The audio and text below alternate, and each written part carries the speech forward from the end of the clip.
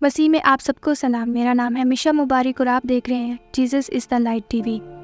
عزیزو، موسیٰ وہ شخص تھے جسے خدا نے کثرت سے استعمال کیا۔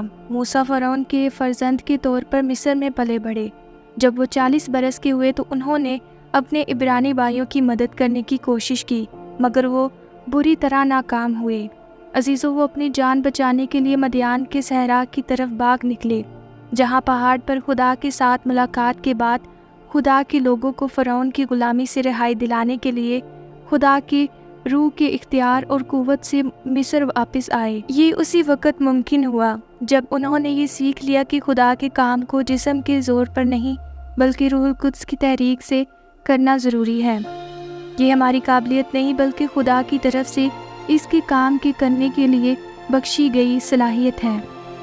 عزیزو، آج ہم خدا کی بادشاہی کے لیے میسر تو ہونا چاہتے ہیں، مگر ہم روح کی قدرت سے کام کرنا ہی نہیں چاہتے۔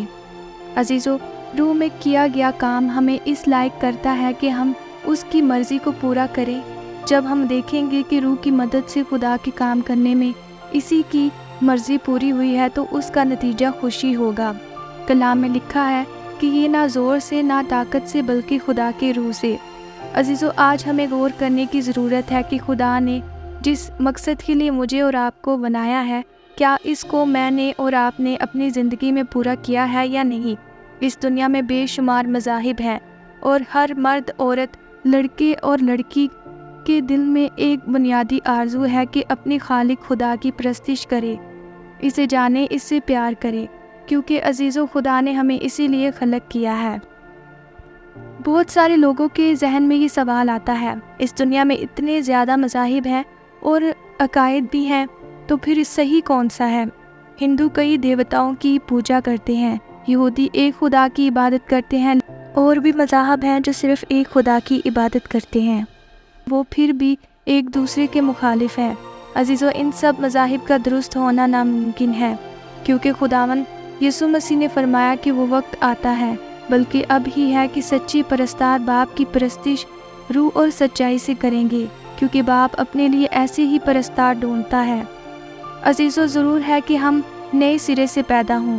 مذہب ظاہری رسوم پر مبنی ہے، خدا تک رسائی کے لیے ہماری اپنی کاوش ہے، لیکن عزیزو، حقیقی پرستش ہر اس ایماندار شخص کے دل سے اٹھتی ہے جو یسوع مسیح پر ایمان لاتا ہے۔